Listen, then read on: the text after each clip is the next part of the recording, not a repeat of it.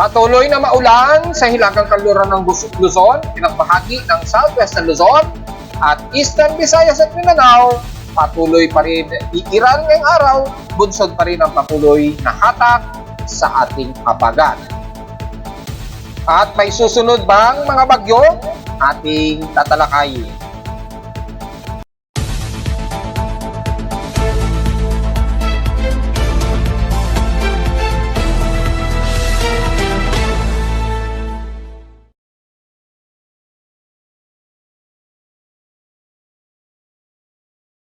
Hello, good morning mga folks. Welcome po muli sa ating Daily Weather Bulletin at Analysis para sa araw ng Huwebes, September 19, 2024.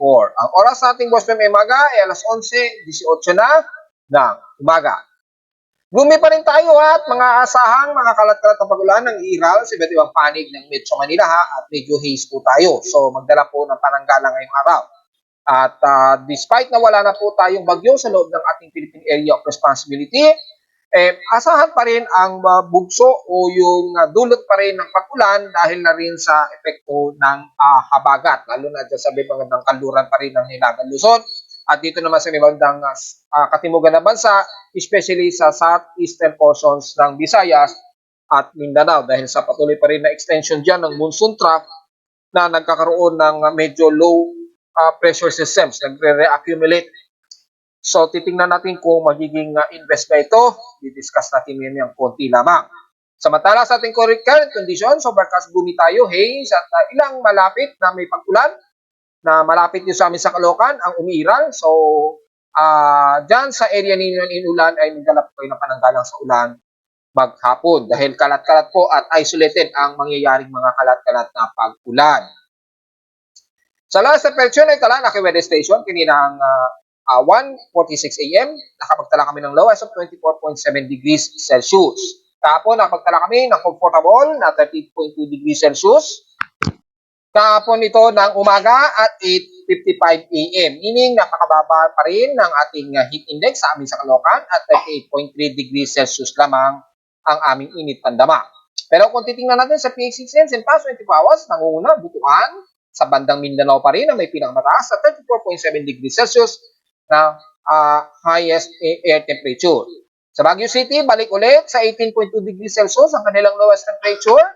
So, walang problema. At sa inulan naman ng iba, Zambales, nakaabot sila ng 92 millimeters na total rainfall. Bagamat sa amin sa Caloocan, humabol pa ang pag-ulan sa amin kagabi. Mabot ng total of 38.4 millimeters ang total rainfall. Ngayong umaga ay 3.6 millimeter ang naiulan sa amin since kaninang madaling araw. So sa ating outside humidity, meron tayong 79%. So medyo mataas ang saturation ng humidity. At ang atmospheric pressure, tumataas na po balik sa 1,006 hectopascals instead dito since last hour. So medyo thunderstormy tayo dyan mga folks. Ingat po sa posibleng mga pagkidlat at biglaang buhos ng ulan. Nakataas po ang heavy rainfall warning at maaring final ito sa NCR na expected epekto pa rin ng ating habagat. At may mga ilang light to moderate showers daw na iiral sa may bandang Zambales within 3 hours daw. So, posibleng development of rainfall warning. Well, base naman sa ating Doppler radio imagery, nakataas po. So, medyo alisto tayo mga folks. At mga localized thunderstorms naman, dito sa bahagi pa rin ng Metro Manila daw, Nueva Ecija, also almost of Central Luzon. Dito naman sa Katimugan ay bandang Cavite, Quezon, yan, dito sa may bandang Silangan, Batangas, so almost of ng area ng Calabarzon area.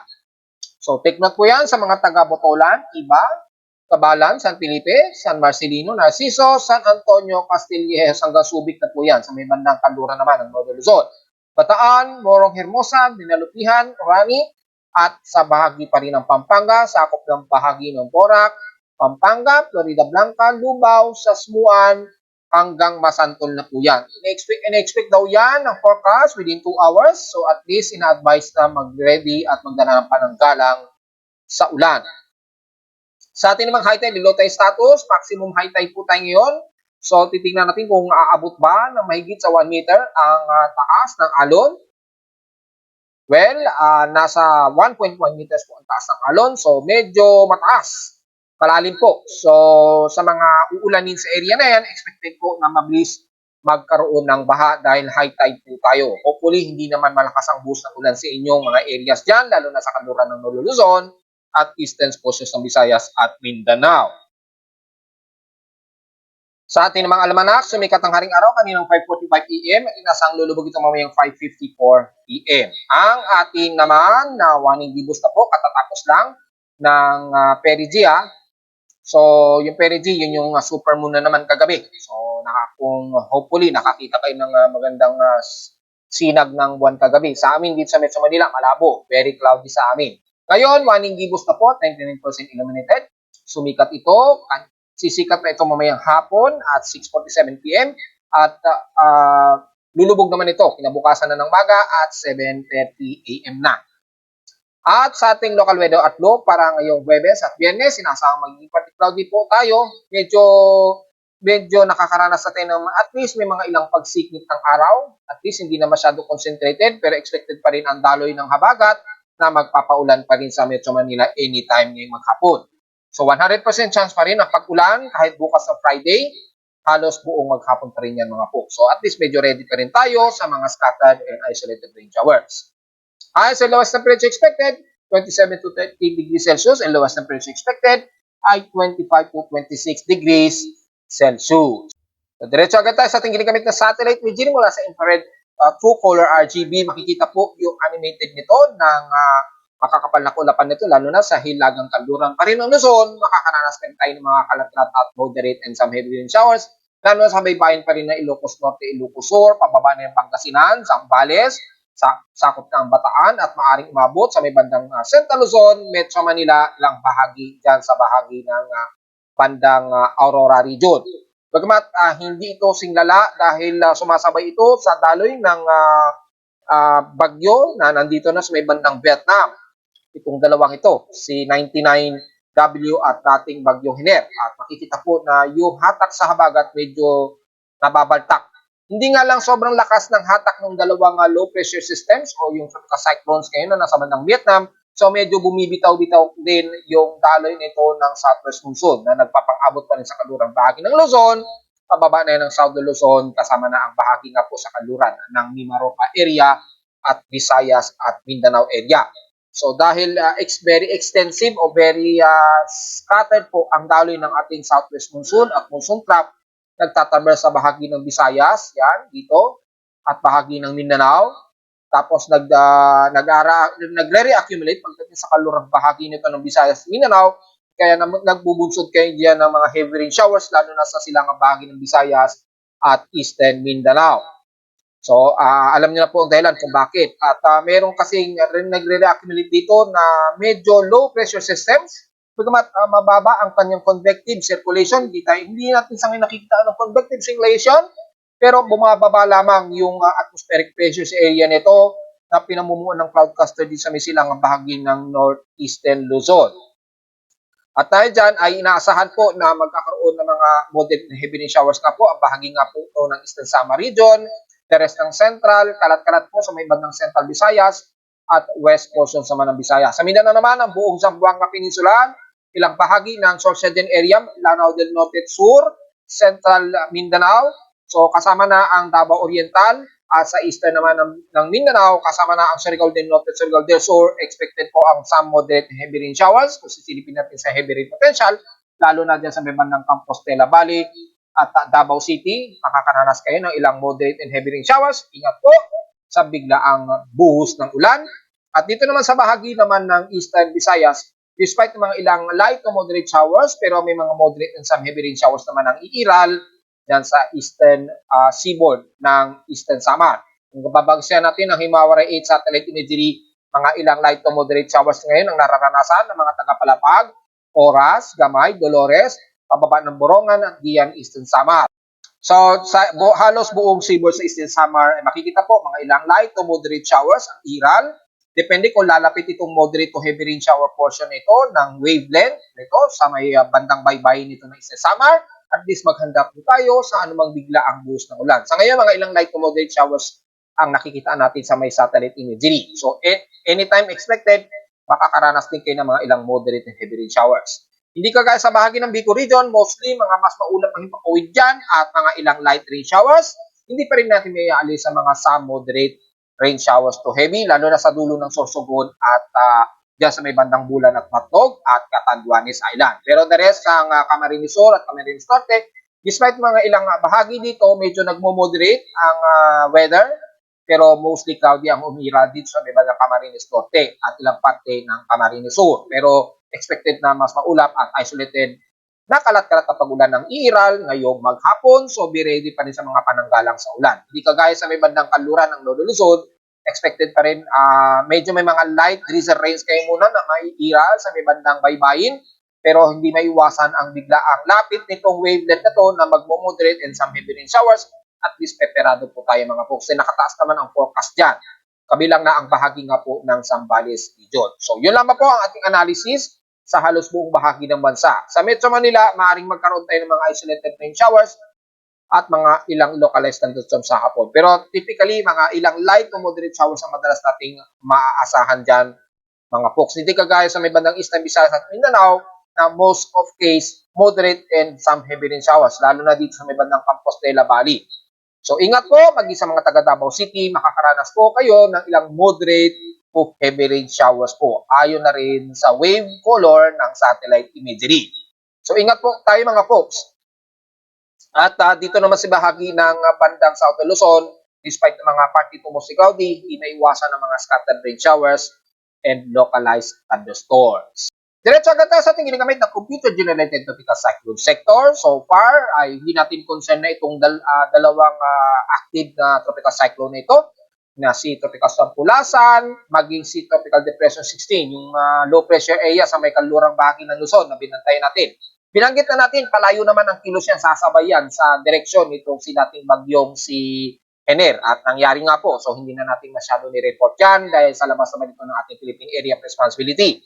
At hindi masyado mataas pa yung kanyang upward low convection na sapat para magkaroon ng lakas na makahatak ng habagat. Bagamat yung kaluran ng Luzon nga natin ay merong accumulated na habagat, pero unti-unting medyo sasabay ito ng palayo dito kay 16W. Hindi nga lang ganun kalakas na mahahatak dahil again, ay hindi sapat yung lakas pa ni 16W. So, maaring mahatak yan ng konti pero bibitaw ulit at ilang portions ng southwest monsoon pabalandra yan sa kanlurang bahagi pa rin ng Luzon hanggang South Luzon. At least may idea kayo. Itong si Pulasan, halos extratropical zone na po siya. Napakataas na po base sa ating satellite imagery. Nandito na siya sa may bandang baybayin, pagitan ng Okinawa Islands at eastern part ng China.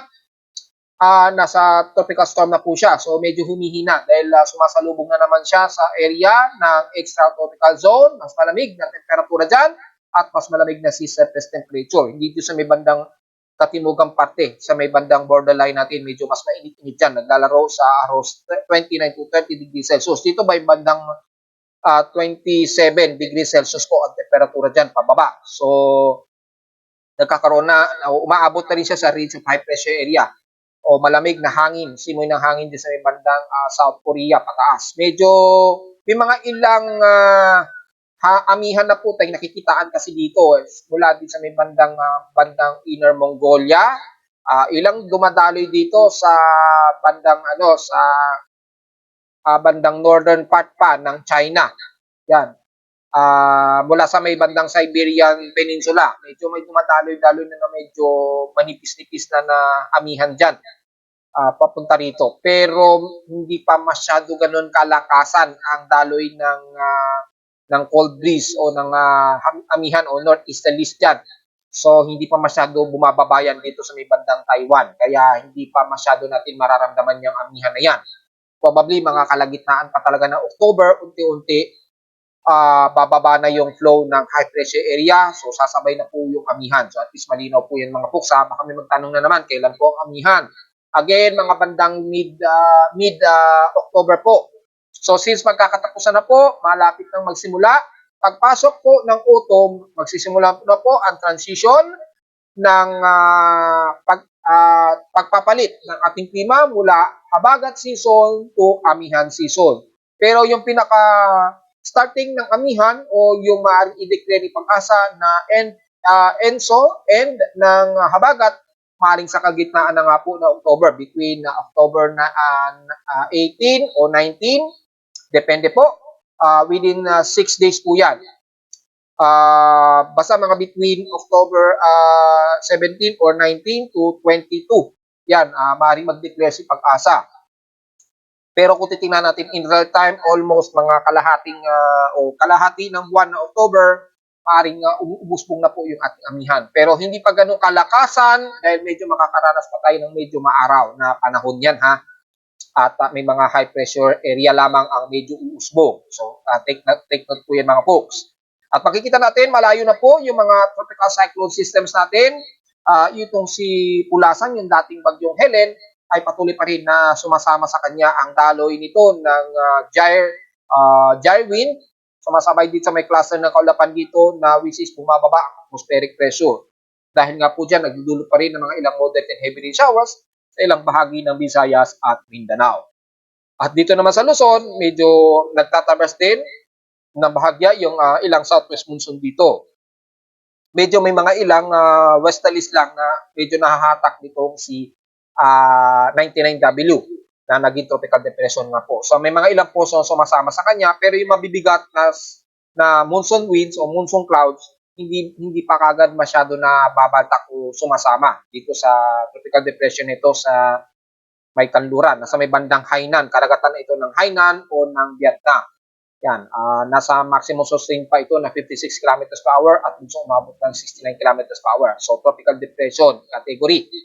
Hindi sapat yung lakas niya para mahatak ng husto yung buong southwest monsoon na ito. So malakas pa rin yung pagkakatambay niya dito sa may kalunang bahagi ng Luzon hanggang South Luzon, kaya nanatili tayong nakakaranas ng mga pag-ulan at mga localized thunderstorms pa rin despite na malayo ang bagyo na supposedly sasama. So yun lang po at so far wala tayong ini-expect pa na bagong binabantayan dito na anumang tropical wave, maliban lamang dito sa may silangan ng Luzon na nagkakaroon ng development of cluster tropical wave. Mababa ang atmospheric pressure dyan, bumababa po ng 1,003 hectopascals. So medyo bumababa. Wala nga lang tayong nakikitaan sa ngayon na convective circulation, so hindi pa natin masabi kung magiging inverse ito unless may makitaan tayo na ilang ebidensya na magkakaroon ng upward low convection o magkakaroon ng medyo convective circulation. So kung magbabase natin sa mga actual satellite imagery, wala naman po at hindi magiging concern yung binabantayan natin dati na si dating bagyong Hener at si Helen na nasa international link na nga po na Pulasan. So diretso agad tayo sa ating tropical cyclone assessment monitoring para sa mga possible na susunod sa ating nagdaang bagyo. So mula sa mga computer model so far after Helen at Hener ay wala tayong nakitaan dito. Maliban lamang sa pinapakita ni GPS, itong convective nito nagkaroon ng circulation, ayan. So kung titingnan, ipopost natin yan at ipipvideos, ayan, by September 20 po. So mula ngayong araw hanggang bukas ay maaari daw magkaroon ng convective circulation at maging isang shallow low pressure area. Ayan, bumuha 992 hectopascals daw. Sa silangan nito ng Northern Luzon, sa may baybayin ng east portions ng bandang Isabela or ng bandang Santa Ana, Cagayan. So pagitan siya, diyan siya nagkaroon ng pamumuo. Ayon yan kay GFS lamang. So mula ngayong araw hanggang bukas ay pinapakita na magkakaroon ng convective circulation na itong trough dito sa may bandang silangan ng Luzon. Pero sa ngayon, hindi pa talaga nakikitaan in real time. Although meron siyang convergence, siyempre dahil bumababa nga po yung atmospheric pressure. Ayan 22 to 23 kilometers an hour yung convergence na dito. Maging yung kanyang kontrahangin ay mataas. Matik naman yan. Basta nagkakaroon ng tropical wave dyan, bumababa ang atmospheric pressure kasabay ng tumataas na convergence. Kaya lang, kung papansinin natin, yung kanyang convectivity, hindi natin nakikita. Yung vorticity, medyo sabog pa yung kanyang vorticity. Ito yung parang hangin na magkakaroon ng circulation o yung Coriolis sa isang upward low convection. So, hindi natin masyado nakikita sa ngayon. Medyo sabog pa, so maaaring itaas din Pag-asa yan as shallow low pressure area o mahinang low pressure area malamang. Habang hinahatak pa rin itong inflow ng monsoon gyre dito patungo dito kay Pulasan. So, yun lamang ang maaari nating masabi na maaaring itaas yan ni Pag-asa bilang isang mahinang low pressure area, malamang kung itataas yan dahil mataas din yung anomaly nito na nasa above 70% na rin. Ayan o. So, maaari siyang itawag na invest or maaari itawag siyang mahinang low pressure area. Ganun lang ang nakikita natin. Pero yung magiging isang ganap na bagyo, sa ngayon, napakaliit pa ang tsansa. Ayan o, mataas ng anomaly niya o. Above 50% to 60%. Ganon din in the next 24 hours, mataas pa rin na above 60% yung pinaka-anomaly niya at current effect cycle forecast predictions niya. Dito naman, mayroong namamataan dito sa may bandang Eastern Guam. Yan. Merong mataas, at least nasa 20%. Well, tingnan natin at napakalayo nito, pero medyo kanluran kasi ang dalaw nito, medyo pa-westward. So, medyo silip-silipin natin kung magkakaroon ng higher anomaly yan sa susunod na 24 hours. Mag-update tayo sa Facebook page niyan kung sakaling tumaas yung convergence niya at magkakaroon ng convective circulation. Sa ngayon, hindi pa natin significantly ma-confirm yan sa ngayon dahil manipis na manipis pa at napakalayo pa sa bandang Guam. So, hindi pa natin masabi kung tuluyang lalapit yan dito sa pinaka borderline man lang ng Philippine Area Borderline o Information. So, tingnan natin kung lalapit yan.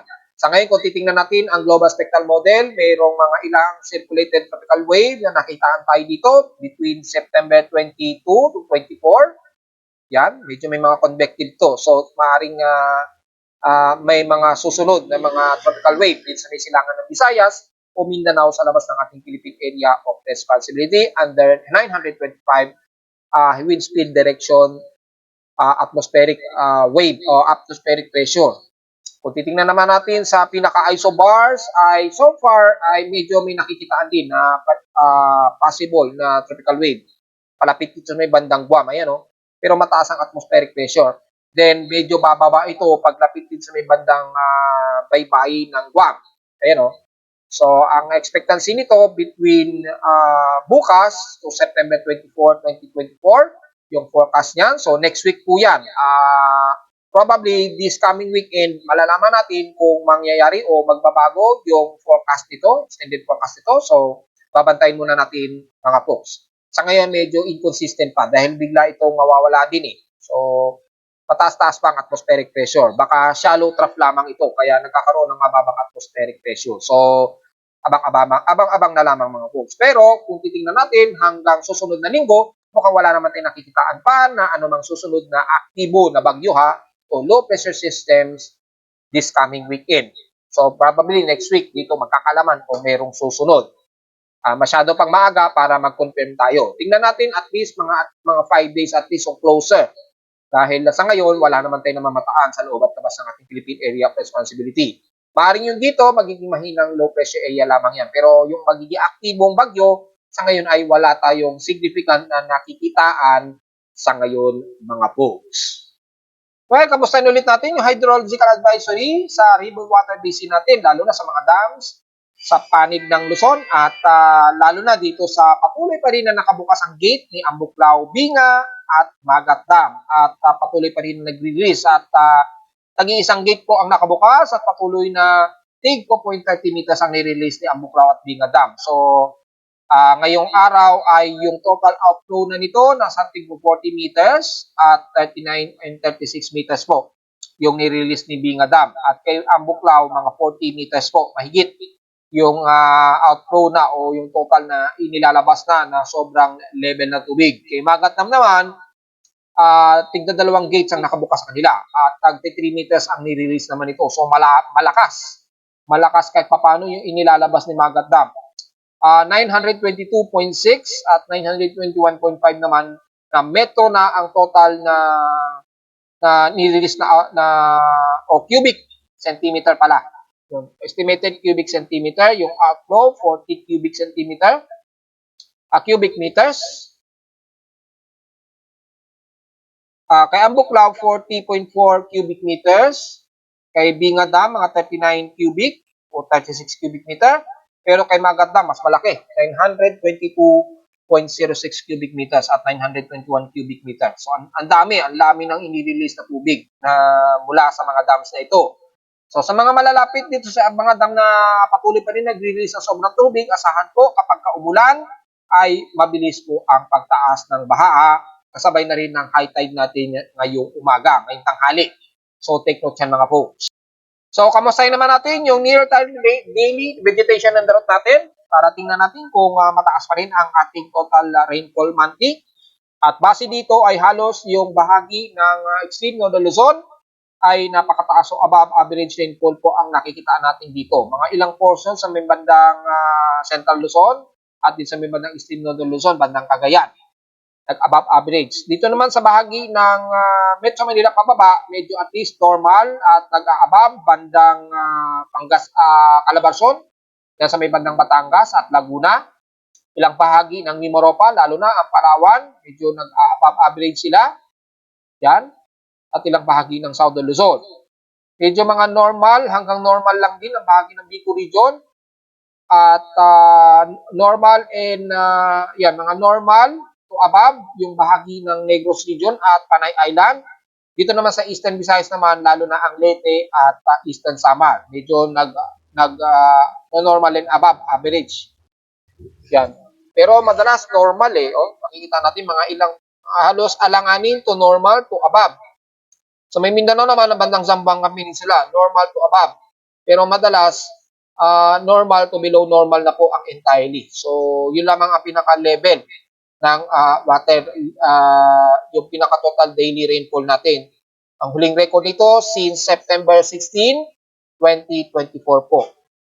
Kung magbabasa naman natin kay Pag-asa sa pinaka-rainfall averages, from September 1 to 17, 2024, makikita po ay nagbe-below normal pa rin ang pati nito ng Eastern Visayas, according sa kanila, at din sa may bandang Eastern Mindanao. Above normal na po ang entire ng bahagi ng Luzon, kasama na po ang Metro Manila at Central Luzon at buong bahagi ng Ilocos, yan. Buong Central Luzon, NCR, kasama na ang buong Southern Luzon. Above normal na po yung pinaka-total rainfall. So, nagbo-blue siya. So, meaning, ang pinaka-below normal lamang dito ay ang bahagi ng southern part ng Leyte at Samar, ilang bahagi ng Bohol at buong Caraga. Naka-below normal daw, according kay Pag-asa, base dito. So, kung daily rainfall naman, in 3 days, makikita natin most of above average ang ilang bahagi ng Central Luzon, yan, sa may bandang Pangasinan, Benguet, yan, ilang bahagi ng Isabela at Aurora. Sa may bandang Southern Luzon naman, ang Mindoro at ilang bahagi ng northern part ng Palawan, ng Coron, yan, nakataas po na above average rainfall na rin sila. Ilang portion sa Metro Manila at ilang bahagi ng Quezon Province, sa may bandang Bicol naman, bandang Sorsogon, dito naman sa may bandang west portion sa Visayas, dito nga po sa may portions po ng Panay Island at Negros Region. So, halos ganun din ang pinapakita, base na rin sa ating average mula sa pinaka-vegetation and drought monitoring natin. Kung titingnan natin dito, ganun din ang pinapakita, halos entire ng Northern Luzon, naka-above average na rin kahit papano, lalo na sa may bandang Benguet area at extreme Northern Luzon. So, yan po. Halos sa entirely, medyo above average na rin. Above average na po na lagpas ng 100 mm ang total rainfall. So, at least kitang-kita naman po. Maaaring may significant error sa data, lalo na sa may bandang Central Luzon. Pero maliit lamang na portions of significant error. Pero kung makikita natin in daily, makikita ay mataas po. Bahagi nito ng bandang Benguet at Ilocos Sur at La Union, mataas. Negros Region at west portions sa Mindanao. So, at least maabot na sa above normal ang mga total rainfalls natin ngayong buwan. Mula noong kalagitnaan ng August at itong kalagitnaan ng September 2024. So malinaw na talagang tag-ulan natin at mataas ang volume ng pag-ulan natin mula August at ngayong September. Well, pagbabasa naman natin yung ebidensya, kung titingnan natin yung monthly summary ng total rainfall, makikita naman po na mataas yung significant ng pag-ulan. Ayan, from July to September, at least mataas po yung significant na rainfall natin ng 3 buwan na yan. Pinakamataas pa nga na nirecord sa amin, no, sa July, nasa 1,006.5 mm ang total rainfall. So, kitang-kita naman po yan mga folks.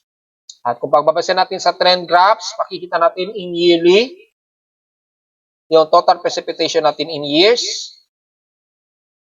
O kitang-kita naman natin ay July to September, mataas po yung volume natin ng pag-ulan. So, dito pa lamang makikita na natin yung significant na total rainfall sa atin. Ganon din dito sa aking isang graph na kitang-kita naman po yung yearly natin. Ayan,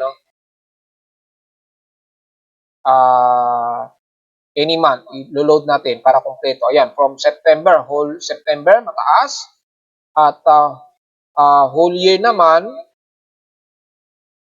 so mapapansin natin, from July to August to September, at least mas mataas ang volume ng naging pag-ulan natin. So malinaw naman po na talagang mataas ang ating significant na pag-ulan pagpasok po talaga ng August at to September, since July pa. Base na rin sa aking actual reading sa aking weather station sa Caloocan. At sa Ulat Lindol, so far, wala naman tayong nadedetect na malakas-lakas na pagyanig base sa aking mismong actual ng aparato sa Caloocan. Pero may mga ilang seismic noise. Dulot lamang yan na detection ng low pressure area o may mababang atmospheric. Very sensitive kasi talaga yan. Pero so far, wala naman tayong nadedetect na ilang pagyanig. So kung pagbabasa naman natin sa pinaka-short period ng mga seismometers ni PBOX, at base dito since 12 AM ay mukhang walang naitalang magnitude 4 mula kaninang madaling araw. So mga mahihinang pagyanig lamang between magnitude 2 to magnitude 3 and 1 ang nadedetect dito so far. So walang nadetect dito. Walang masyadong nadedetect dito. So wala namang magnitude 4 plus so far. Kaya diretso agad tayo sa total historical effect natin for total earthquakes ngayong araw for the month of September 2024, of course. So, for the month of September, tingnan natin, then may 600 na ang total earthquakes natin kahapon sa report natin kahapon. Ngayong araw ay nasa total of 641 earthquakes na po. 604 dito is magnitude 2.0 pataas, 32 sa magnitude 4.0 at nanatiling 5 ang ating magnitude 5.0. Awa naman ng Diyos, wala naman tayong na-record na magnitude 6 pataas for the month of September. Hopefully, wag na po umabot sa ganyang kalakas na pagyanig. Pero ingat pa rin kayo sa bahagi pa rin ng silangan ng Mindanao, especially sa bandang Davao region at east portion sa Mindanao. Medyo mas marami pa rin. Pero kung mapapansin natin, hindi kagaya na, o hindi sing dami last month na tinumbok ang bahagi ng Surigao del Sur. At least hindi ganun na kasobrang dami ngayon. Hindi kagaya last month. Marami-rami na rin sa bahagi ng kanlurang bahagi ng Luzon. So medyo alis na tayo mga folks, lalo na sa bahagi ng Ilocos Norte. Lalo na dyan sa bandang Bangged na naman So medyo dumadami-dami na naman yung mga ilang mahihinang pagyanig na umaabot hanggang magnitude 4 na pagyanig. So at least alis na tayo, lalo na sa mga taga-Bangged at ilang bahagi ng Ilocos Norte. Medyo dumadami-dami po ang mga cluster ng earthquakes dyan. At dito naman sa may bandang Batangas, so far, wala namang naka-i-record tayo na magnitude 4 na mga pagyanig dyan sa may bandang Manila Bay at bandang Batangas at Mindoro.